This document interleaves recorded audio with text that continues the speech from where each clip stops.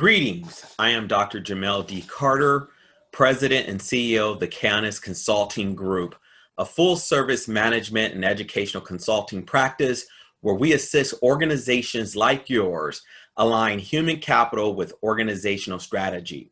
We have a variety of services available to you and your team, such as executive coaching, human resources and organizational development consulting, market research, intensive boot camps, such as nonprofit formation, business growth, grant writing, fundraising, and development.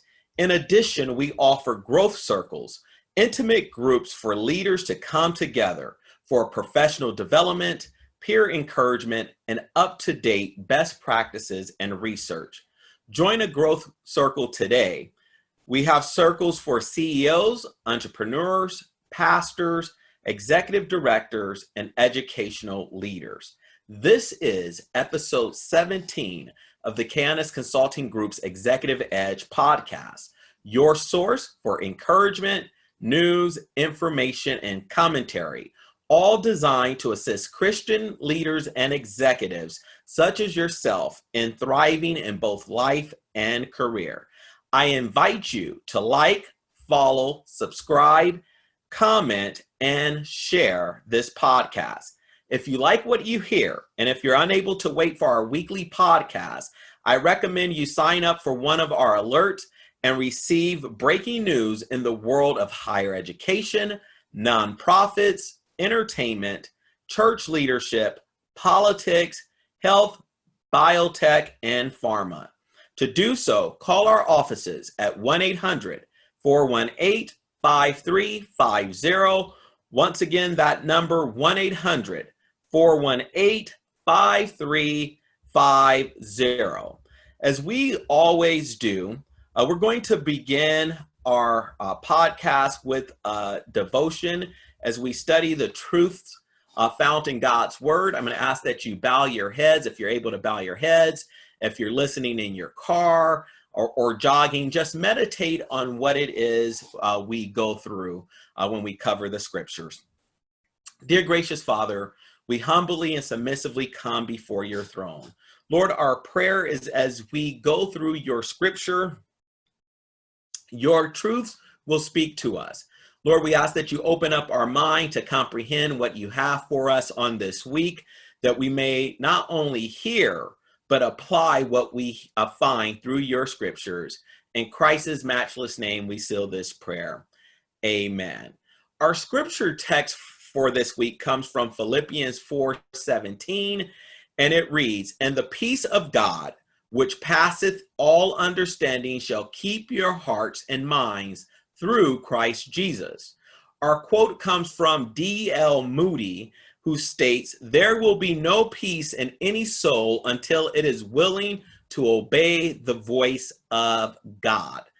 Our topic for this devotion is, it's not a far journey from your problems into his peace. Problems abound for many today.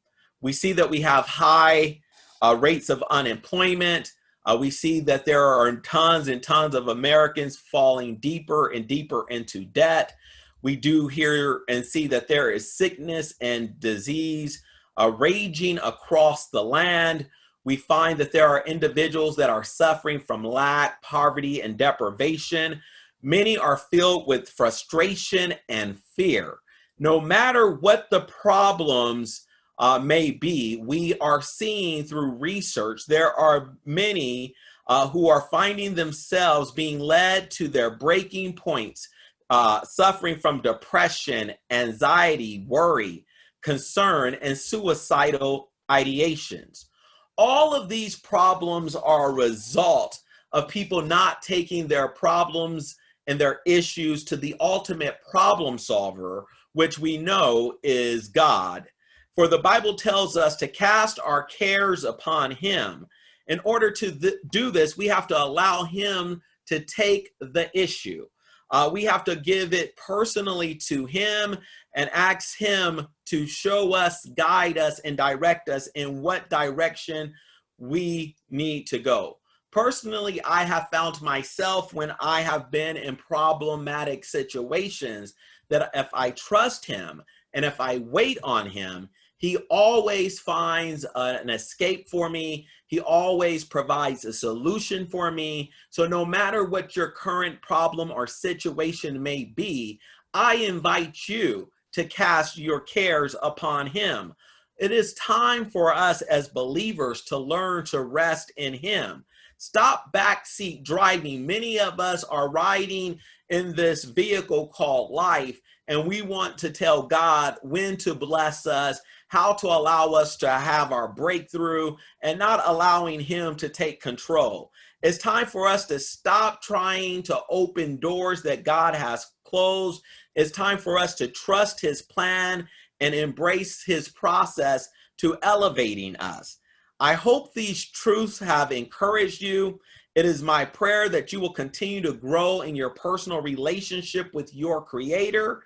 Spend time both in prayer and study daily, and allow his presence and favor to manifest in your life, which will only come about with spending time with Christ. Moving into the world of business, there are several stories that I want to highlight that has transpired over the past week. We see that Disney continues to pressure California Governor Newsom to allow theme parks to reopen, stating it is time. Definitely, I know some of these businesses that have been closed for months on end did not think that when they originally signed up to do their part in lowering COVID-19 numbers, I think they were not anticipating that those in political office were going to utilize this crisis as a way to exploit, public perception. But I think what we're starting to see with companies such as Disney and other theme parks and other businesses and other trade associations all pressuring the California governor is essentially letting him know, enough is enough. We have done our part. It is really time that we get people back to work, that we start generating jobs in our economy. And I personally feel that this is a win-win both for business as well as for the government, because when you have had numerous businesses not bringing in finances or revenue, you do not have any tax income. So we as a state, those who live in California, are seeing that we're going further and further in debt. And of course, a lot of people will say that the ultimate solution is to raise taxes on, the super wealthy, the ultra rich, but we're also seeing migration of businesses and super wealthy, rich individuals to outside of this state. So definitely, I do agree with Disney and others that are pressuring the governor of California to reopen the economy now. This week, Yelp had a report in which they have indicated 60% of small businesses that closed due to the pandemic are now closed permanently. Think about this. 60% of small businesses, that 60% of people that may have been employers, will never open their doors again. One of the things that I think this points out is that many people do not understand that those that are in business for themselves operate on slim reserves. Unlike Disney, unlike some of these billion-dollar entities that were able to weather the storm, many small businesses are maybe 1 to 2, maybe 3 months away from having to close their doors permanently.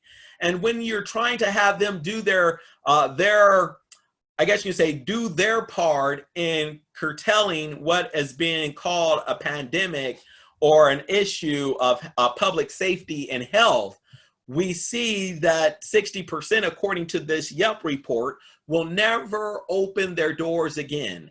And the sad part about it is that leaders on both the left and the right have failed American small business.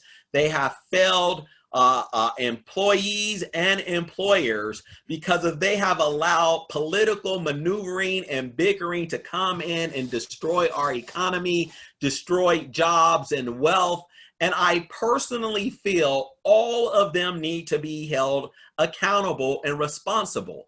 It is not the time for American people to sit passively by and continue to reelect individuals who are not serving the best interests of the citizens of the areas in which they serve.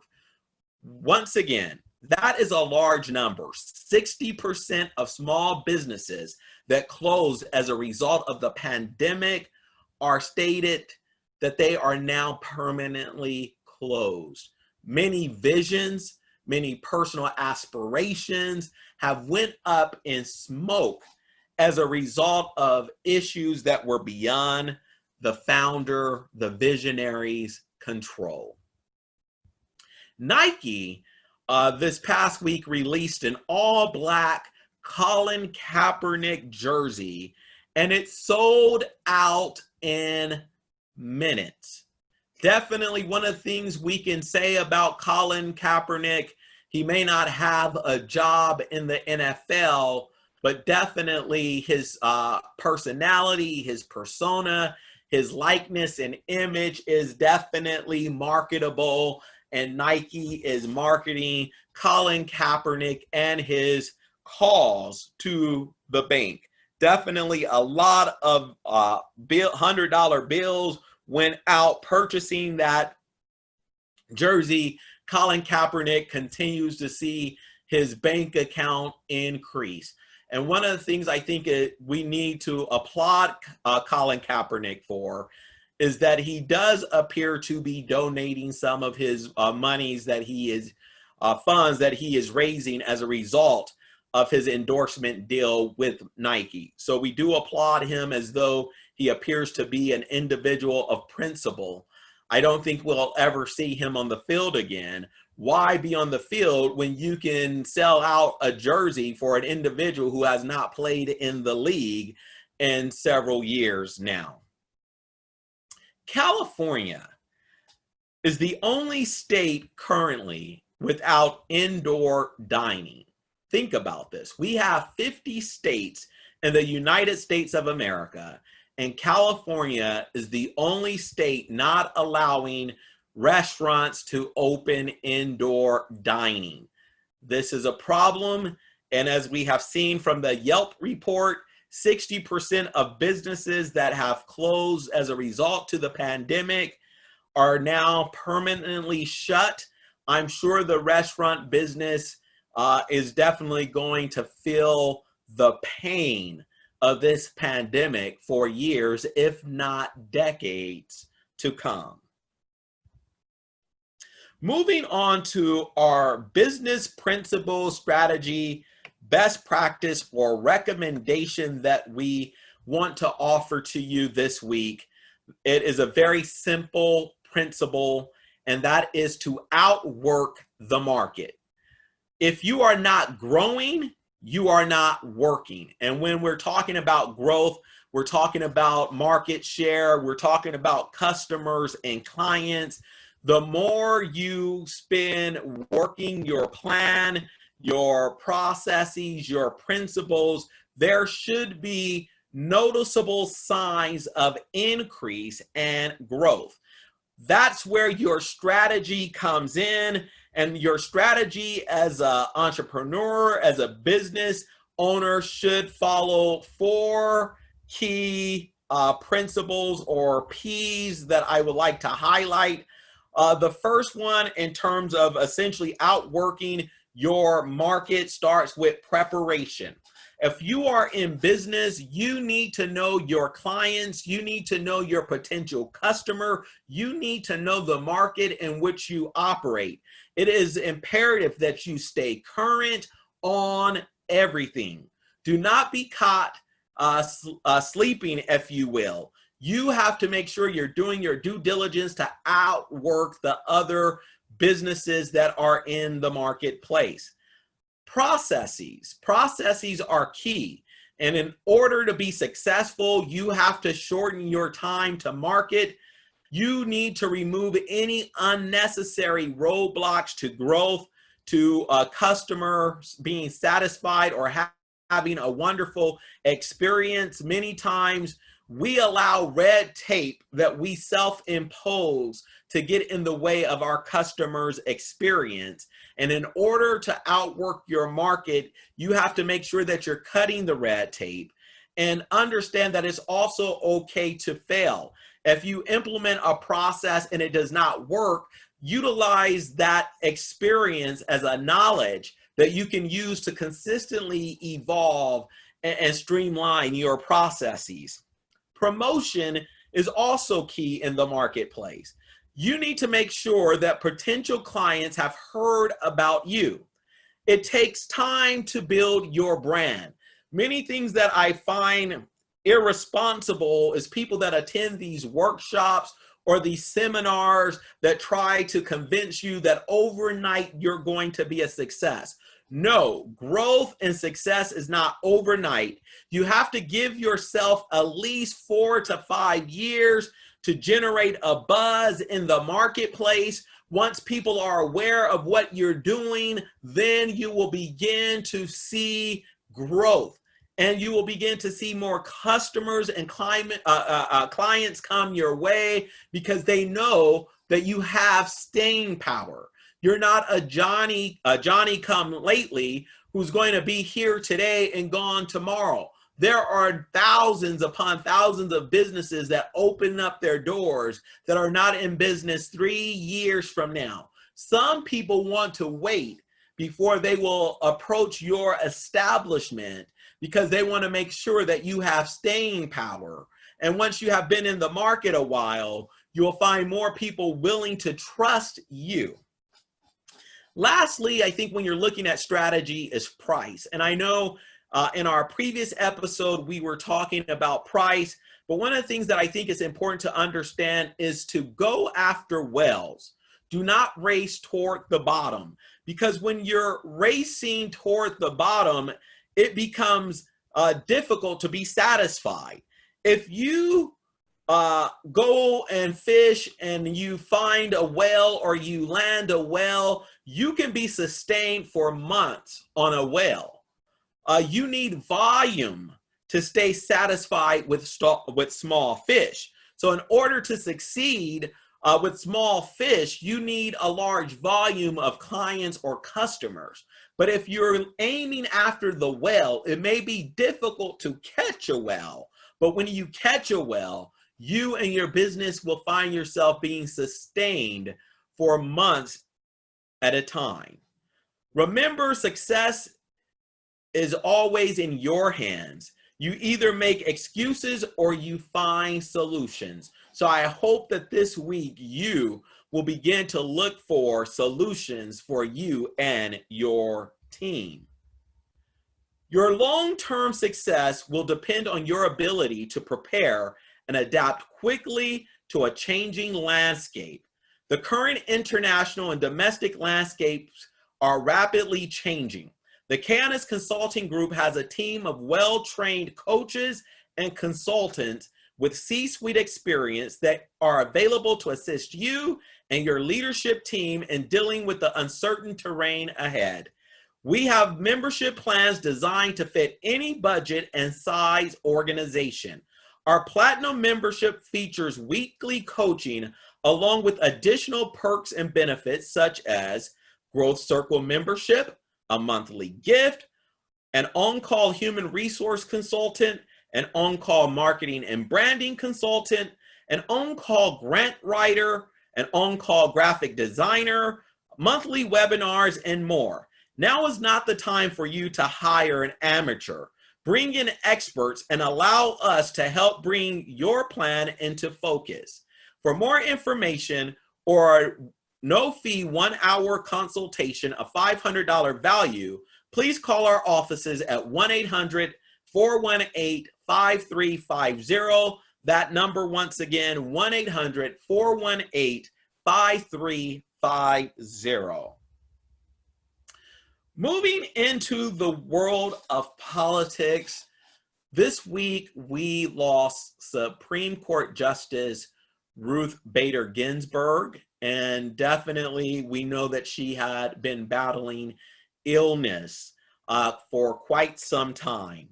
The sad part about this death is I personally feel that we truly did not have time to celebrate her life, and her legacy, because as soon as it was announced that she had passed, it got political very quickly when it came to filling her seat.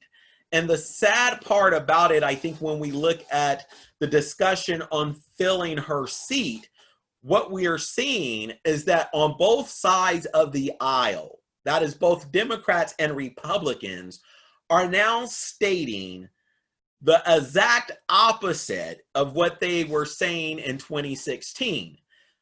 Then in 2016, we had Democrats in favor of the Senate going forward to confirm the nomination of, I believe the nominee was Merrick Garland. This time around, they are saying that Donald Trump should not nominate a potential replacement. Back 4 years ago, the Republicans were saying it's best to wait and allow the people to make the decision based on whoever they elect. 4 years now, they're saying, no, it's best to go forward. We're also seeing the discussion of if Joe Biden gets into office, the Democrats may try to, what they use, their Armageddon or nuclear option, and increase the size of the Supreme Court. I personally feel that that is problematic on many fronts. Personally, we do see that the Supreme Court has become politicized, but I do think if the Democrats move forward to increase the size of the Supreme Court from 9 to 13, who's to say the next time that the Republicans are in control that they will not then increase the size of the Supreme Court from 13 to 21, and then we'll just see it will ebb and flow depending on who's in charge, the size of the Supreme Court. No, play by the rules. If you're not in charge, this goes to both parties. What you need to work on is constructing a message in which people are going to favor, in which people are going to believe in which the American people will want to support. But right now, what we're seeing is that we're not having beneficial ideas come out on neither side of the aisle, because both Republicans as well as Democrats seem to be only concerned with their power base and their power structure and their influence. And as we have seen earlier, as we were talking about business, we now have 60% of businesses that closed as a result of the pandemic, no longer not going to reopen. This is a result of the selfishness that we see from the political ruling class, who is not concerned about common, everyday American men and women. Black Lives Matter has removed language from its website about disrupting the nuclear family. I think this is a result that as more and more people begin to explore BLM and begin to find out what it stood for, they realize that BLM was a bait and switch organization. No one is going to argue against the phrase Black Lives Matter, but when people begin to explore what Black Lives Matter stood for, they were introduced to a belief system that was contrary to what most African Americans stood for.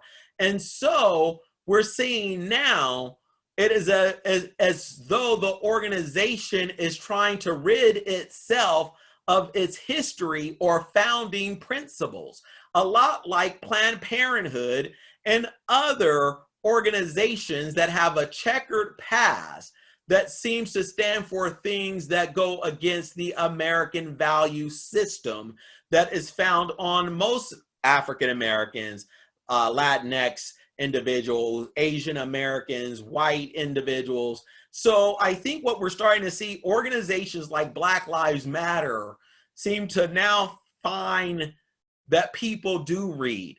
People do check up on what you're standing for. And if they see something they don't like, they're going to call you out on your foolishness. And I guess the question now becomes, to those that are in leadership with Black Lives Matter, is, do you stand for the rhetoric you originally espoused, or do you disavow that rhetoric? Where is your position? Yes, we see that you removed it from your website. Did you remove it because you now have a change of heart, or did you remove it because you started to see that your public support started to loosen and weaken as more and more people became aware of what you as an organization stood for? Representative Doug Collins is set to introduce a constitutional amendment to prevent or prohibit Supreme Court packing. Essentially, what he's advocating is that if any bill to increase the number of people on the court should be passed, that it should take 10 years before it's implemented. Do I think this is going to pass? No. Why? Because Representative Collins is a Republican. The Democrats control the House. Really what this is, it is a political tool to ignite his base, to ignite those on the right to understand that they need to go out there and vote for Donald Trump if they were thinking of not going to vote for Donald Trump. I do think that this is really going to be an election on the passion for the candidates. And I think with the passing of RBG, those on the right and the left need to make sure that they have truly codified their support. What's going to be important is to see what happens to those in the middle, because it's really going to be those in the middle that's going to dictate who wins this race. And if you get protesters this close to the election that lose their mind and begin to burn and tear things down again, and that becomes front page news, this can be a problem for Joe Biden. Also, what I thought was interesting, or what it appears based on reports, it is also appearing that Majority Leader McConnell may have locked down key GOP votes needed in this Supreme Court fight. So depending on whoever Trump's nominee is, it appears that they have the votes to get this person confirmed. I'm curious to see how this confirmation is going to go, because the last confirmation of Justice Kavanaugh was really, it was crazy. It was problematic. I really felt that it tore this nation apart. And I think that this nomination process and confirmation process too has the potential to tear our nation apart. CNN called out Joe Biden for his lie that the Trump campaign only asked for his list of potential Supreme Court nominees after RBG's passing. That was a bold-faced lie. CNN called out Joe Biden for this. And I think if you recall, both in 2016 and as recently as a couple of weeks ago, Donald Trump released his list of potential Supreme Court nominees. And as of yet, we have not seen a list from Joe Biden. Joe, release a list of potential applicants, a short list. We're not saying, or I think the belief is not that you have to put all of these people there. just give a list of potential individuals you are considering. Also, I think a problem came out this week concerning Joe Biden when the question was asked, if he is elected, will he move along with those in the House who are calling for the increasing of the Supreme Court from 9 to 13? This was something that Joe Biden did not speak definitively concerning. I think at this time, it behooves both, I guess you say, nominees, Trump as well as Biden, to come out and let the American people know where they stand. We're too close from the election for the American people not to know where you stand in terms of who you're likely to put on the Supreme Court, if you are given or afforded the opportunity to put someone on the Supreme Court. Also, I think the people need to know what's your stance on, do you feel the size of the Supreme Court should be increased? Allow the American people to make an informed decision. Don't try to bait and switch the American people. This is not the time to do that. Those of you who have ever given a speech are aware that it's easy to flub or mix words and phrases when you're giving a speech. This happened with Joe Biden this past week when he said 200 million Americans would have died from COVID-19 by the time he ended his speech. I'm sure Joe Biden meant 200,000, but what we saw, those on the right went running with this. We know that there are a lot of people questioning Joe Biden's mental capacity to be president. I will say, having given speeches, I too have maybe mispronounced words or misaligned phrases. I probably even done this on this podcast this week. But the thing that I think this is that what we're seeing is people will take this misspeaking on Joe Biden's part, and it helps once again for them to brand him as someone that may not be mentally strong in his ability to lead this nation. We do know that there have been many gaffes on the part of Joe Biden, but I do think we will kind of get a sense as to where him and Trump stand against one another as next week is the first debate. I know that early voting has started in many states. Me personally, I can say I have not made a choice as to who I'm going to vote for. I do have a particular candidate that I'm leaning toward, but I have not made a choice because I want to make sure that I have all possible available information to make an informed decision. I do say go out there and register to vote, and definitely vote for the person whom you feel will be best to lead this nation. I'm not going to tell you who to vote for, but I will say, if you're going to vote, make sure that you're casting an informed vote, not just voting because someone tells you this is who you need to vote for. You need to have a foundation and values and policy that really speaks to you, and that's how you should cast your vote. Chris Rock, a comedian, came out and said Obama's presidency marked progress for white people, not black people.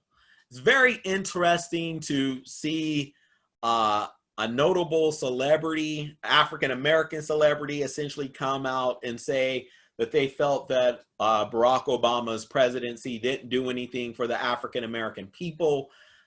I can't say that Chris Rock is in the minority. It's been interesting. Once again, there appears to be a movement taking place with African Americans. There was a USC poll that came out that said something on the lines of like Trump is polling at roughly, I think like 13-14% African American support, which would be historic when you look at more modern, recent Republican candidates. Definitely, we know historically large portions of the African American vote go to the Democratic Party, but there appears to be some inroads being made by Trump and the Republicans, as it appears more and more African Americans are truly holding Democrats accountable, saying, you have promised all of these things that you have never delivered in our community. We have failing schools, we have high crime rate, we have businesses fleeing various cities as a result of policies that you guys are implementing. So it appears as though the Republican Party is getting African Americans to look at them. It'll be interesting to see if they cast that vote for Trump, or if they're kind of courting him, playing with him, but definitely they're planning on continuing to marry the Democratic Party. So it'll be interesting to see what happens with this, but there does appear to be African Americans still not pleased with the Democrats or happy with what Obama did, or not completely sold on the Biden-Harris ticket. Moving to the Bible and your vote, I want to discuss personal property, and I will also try to get to dangers of governmental authority, but next week I may need to expand on dangers of governmental authority as described in the Bible. But one of the things I think comes out very clear when we're looking at the Bible, it does document or talk about personal property. If we go to the Old Testament and if we explore the book of Exodus and the Ten Commandments and the law as it was given to Moses, it does talk about ownership and private property. And I think when you look at the fact that the Ten Commandments says you shall not steal, definitely you are not stealing unless someone owns something.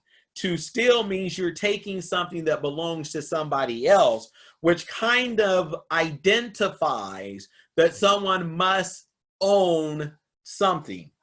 Also, when we get to our in the Ten Commandments, we see scripture talk about you shall not covet your neighbor's house, you shall not covet your neighbor's wife, or his male servants, or his female servants, or his ox, or his donkey, or anything that is your neighbor's. That too is found in Exodus 20, which gives an indication once again that there is some ownership there. One of the things that I try to articulate to individuals whom have heard me speak time and time again, it is very easy to see historically that wealth is created through ownership. So if you do not have anything that you own, you will never find yourself in a wealthy position. We do know that the things that people have, though, is not permanently theirs. It belongs to God. For the Bible does tell us the earth is the Lord's and the fullness thereof, the world and those who dwell therein. So we as believers, when we're looking at personal property, have to understand that God has entrusted things to us to be stewards. And so we have to be wonderful stewards of the things that God has entrusted to us. The reason you should not covet your neighbor's things, once again, is because what he owns belongs to him, not the community or the nation. And the assumption of private ownership of property found in this fundamental moral truth of the Bible puts the Bible at direct opposition to the communist system as advocated by Karl Marx. And many of us know that there are a lot of people pushing for Marxism, pushing for socialism, pushing for communism today. But I think one of the things you find from, I guess you can say, the father of communism, Karl Marx, that stated the theory of communism may be summed up in the single sentence, which is the abolishment of private property. And one reason why communism is so incredibly dehumanizing is that when private property is abolished, government controls all economic activity. And when government controls economic activity, it controls what you can buy, where you can live, what job you will have, how much you will earn. So essentially, in a communist state, the people are enslaved to the government. It's what the government desires you to do and become. That is what you must do. You no longer have any personal freedom and or choice.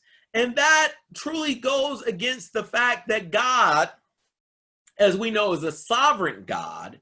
But we also know, when we really study scripture, and I was talking about the dangers of governmental authority, originally, if you study Israel, God did not want Israel investing their power or authority into having a king.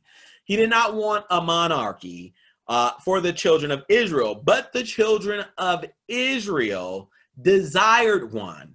And so God spoke through the prophet Samuel. If you go read 1 Samuel 8, chapter 8, verses 10 through 18, God essentially tells the children of Israel the dangers of investing governmental authority into a single individual. Because essentially, when you allow a government to rule over you, your personal liberties become trampled upon, as what the government so desires to impose becomes more important. And essentially, those things that you desire the most, or that you have an affinity to, can be taken away from you and given to the governmental authority. So you may desire a Bentley, you may desire a Mercedes, but if you have those in government stating you should not have access to imported luxury cars, their desires for everyone to drive a cheaply made, you name what brand of vehicle, that is what you will have. And I'm not quite sure that America truly wants that. I know communism and socialism tends to be sold as what is fair. And definitely, I do agree, there are some things when we look at our society that may not appear to be fair. But I do believe we live in a meritocracy. I believe that there are doors and windows of opportunity open for anyone. If we apply ourselves, if we work hard, we can have and become anything in this nation. But if we begin to give our rights over to government to make the choice as to what career you can go into, where you can go to school, where you can live, that really becomes slavery and enslavement. And the sad part about it is that people understand that slavery was bad in the history of the nation, but why do we feel that it was okay, or why do we feel that it was not okay for African Americans to be enslaved in our nation, but now we're okay with African Americans and others being enslaved to government? I don't think that is something that we should be willing to accept.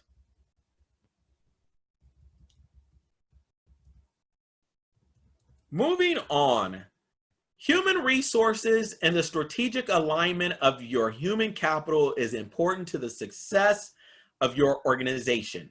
It is imperative that your team stays current and up to date on changes in the law. Regulations and laws change regularly, and for most small businesses and entrepreneurs, it is hard to stay current on changes while building and maintaining a successful business. The Kayannus Consulting Group is your solution. The Kayannus Consulting Group has a team of highly trained and up-to-date human resources consultants available to assist your team at a moment's notice. For more information, please call our offices at 1-800-418-5350. Once again, our number is 1-800-418-5350. Moving to the world of health and education, a poll shows that there has been a drop in both registered Democrats and Republicans concerning their willingness to take a COVID-19 vaccine. So essentially, what has come out is that there is bipartisan lack of willingness of individuals willing to take a vaccine. The trend line from April to now on individuals that are willing to essentially step up and take the vaccine has dwindled. I think there may be reasons why people are less willing to take the vaccine. I think that there has been, I don't want to say misinformation, but I think that there is a lack of trust in our big pharmaceutical companies and the rush to produce a vaccine, that people at this point do not trust big business. They do not trust the government. They do not trust anyone. And I think knowing that there has been a waiver of liability to some of these big pharmaceutical companies as we have cut and slashed so much red tape, I think this is why you're starting to see that men and women who are both Republican and Democrat do not desire to be the first to step up to take a vaccine. A study was published this past week that showed a link of coffee and longer survival to patients with colorectal cancer. So essentially, what was found in this study is that those who regularly drank coffee were more likely to live longer than patients who had colorectal cancer that did not. One of the things I think someone may ask concerning this study is who paid for this research? Was this research funded by Starbucks? That's just a joke. I don't know if this research was funded by Starbucks, but definitely I do think that is some positive news in terms of the link between coffee and increasing survival times of those with colorectal cancer. A University of Wisconsin-Madison graduate student came out this week that she was pretending to be a person of color. Now, one of the things I think we have to ask ourselves, if the plight in America is truly bad for men and women of color, why do we have so many white individuals willing to proclaim or pretend or identify as people of color, even though they're not people of color? This is a question I think we have to ask ourselves.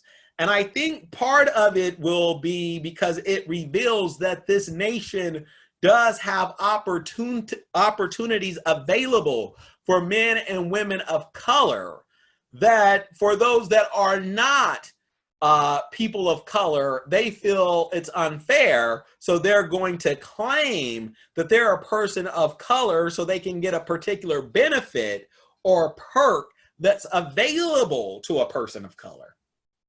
I think when we really start asking ourselves questions such as this, if it's really difficult being a person of color in America, why do we have so many non-people of color pretending to be people of color? I think part of it is because when we really look at it, yes, as a nation, We have faults. Yes, as a nation, there are instances of prejudice. Yes, as a nation, we're not always at our best. But I do think that one of the things we have learned in this nation, and we've learned this through our last president, which was an African American or biracial individual in Barack Obama, that in this country, no matter your story, no matter your color, you can rise to the top. Look at the number of chiefs of police that recently have lost their jobs. A large number of them have been African American. So at the end of the day, when people say that there are not doors and windows of opportunity available for people of color, they have been lying to us. And we have to call them upon this, because definitely there are opportunities available for people of color. The sad part about it is that we have people who aren't people of color who are deciding to take advantage of those opportunities. New York Mayor de Blasio has delayed in-person learning for all grades above pre-K. And we're seeing that parents are continuing to be upset and fume over what's going on with our school system. What I will say to parents is that one of the things you are starting to see is, with you being able to be on the front lines and teach your sons and daughters, you can really see how the school system has failed them.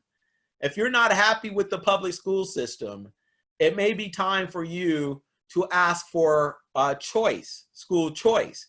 It may also be time for you to be more, take on a larger role in the learning and instruction that your sons and daughters receive. We elect politicians to serve on local school boards, but what we have seen in many of our school districts across this nation is a failure to produce productive citizens. There are districts that have high levels of dropout rates. As a parent, you are, once again, a steward of your sons and daughters. God entrusted them to you. Make sure that they receive the best education available to them. For a book recommendation that I would like to recommend, and this is Milo and Thwee Sindle's book, Sink or Swim. And it's really geared to those who may be starting a new job. You have a new job, a new boss, and we all know about the first 90 days, the first 12 weeks in a new job. I feel that this book does a good job of walking you through being successful when you're making that transition into a new position. Once again, I highly recommend this book, Sink or Swim. I think you will find it very helpful when you start any new role, be it in leadership or on the front line. Take this book with you, allow it to be your guide, and find yourself successful in your new job. In the world of church and nonprofits, Bishop J. Delano Ellis passed this past week. He was a major figure in Pentecostalism. There was a wonderful article that was written about him in Christian Today. A little personal story that I have. The night in which I was ordained an elder by the presiding bishop of the Church of God in Christ, Charles Edward Blake, at West Angeles Church, part of First Jurisdiction, J. Delano Ellis II was the keynote speaker that night. And I will always remember him by the outfit he wore that night as he was speaking to the crowd. A very dynamic individual, someone who I think did a good job in terms of training individuals for ministry, someone who wanted to make sure that there was a level of excellence, a standard of excellence within the body of Christ, which I think it's a sad state of affairs that today within the body of Christ, we really do not see a standard of excellence that reflect what men and women of Christ should be. Also this week, a Pakistani Christian who had been jailed for 7 years has now been sentenced to death for refusing to convert to Islam. I feel that we in America tend not to be aware of what's happening. There is a genocide of Christians taking place in areas of the world today. The sad part about it is that for many American or westernized Christians, it seems to be all about the prosperity gospel and preachers flying in Lear jets and traveling in style, that we forget that there are Christians being beheaded and sentenced to death and martyred for their faith in Christ. If we are believers, we need to pay attention of what's happening. And I say it's imperative that we pay attention to what is happening in other places of the world, because as we become a more global society and we begin to allow more and more people to come and take residence in the United States, it will be easy for our political system to transform against Christians. And I know there's this debate right now, is it truly a war on Christianity? And a lot of people are asking, is it a true war on Christianity, with churches in California for a period of time not being allowed to sing, not allowed to get together and worship? And some people will say, oh, but you can do church online. Yes, you can do church online, but your Bible does say, forsake not the assembling of yourself. So I guess you are assembled in a Zoom meeting, but I think we really need to ask ourselves, what does the future hold for religious liberty in America when we look at it from a global lens? Are you hitting your fundraising targets for 2020? If not, our team of highly skilled fundraising and advancement and professional consultants at the Kayannus Consulting Group can work with your team to assess your systems and assist you in developing a fundraising strategy that will get you back on track. For a no-fee consultation, please contact our offices at 1-800-418-5350. Once again, that number, 1-800-418-5350. In terms of news and information, actress Jackie Harry from 227 and Sister Sister came out this past week in support of reparations excuse me, for descendants of slaves. It's interesting now that people have to come out and let people know that they support reparations. I thought that was interesting in terms of how this was worded. But I think there is a push by a lot of African Americans to withhold their vote until the Democrats really stand up and give the African American people something that they are calling for and requesting. Yes, we're seeing these task force form, and yes, we're being promised that they're going to look into reparations. But one of the things you have to note, and this is where I talk about, bait and switch mentality. People can say they're going to do something and they're going to look into something. Yes, they can look into something and then come back and tell you after you have voted for them, they're going to kick you to the curb because it's not financially feasible to give you what you're requesting for. Do not allow yourself to be hoodwinked, manipulated, and bamboozled to put someone in authority who, once they get in authority, that are going to enslave you and never give you what you desire. It is time for people to wake up. Definitely, you should make sure you're going to get something in return for your vote, but don't give your vote until you get what you desire. Think about it. When you go to a gas station, you do not get to pump your gas and then pay for your gas. In most gas stations, you have to insert your card or go to the cashier and pay prior to pumping your gas. Do not vote and wait to get something in return that you may not get. Make sure they give it to you prior to you giving them that vote. Chicago homicides, or homicides in Chicago, are up 52% year over year. And a vast majority of the victims are Black and Latino. 52% increase in homicide.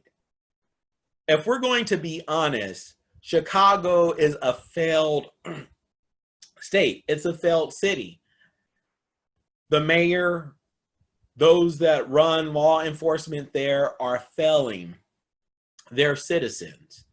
And I do think, once again, I believe it was Edison said that insanity is doing the same thing over and over, expecting a new result.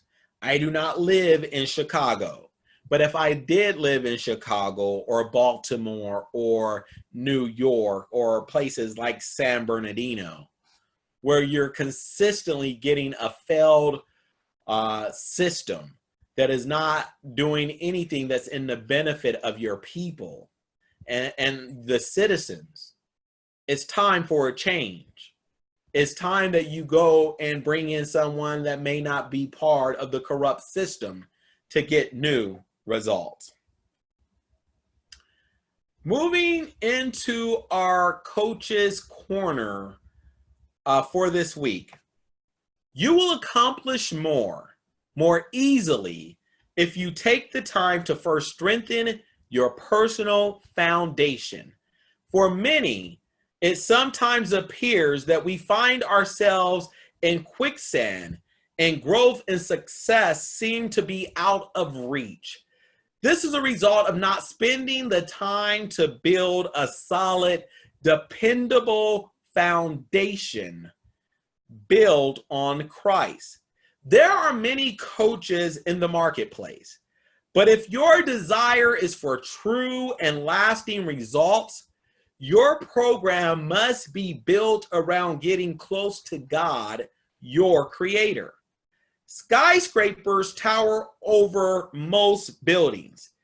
If you plan to live an extraordinary life founded on and based on God's holy scriptures, you must be willing to discard the status quo, the ordinary, and the mediocrity that is promoted and force-fed to us. Skyscrapers stand out.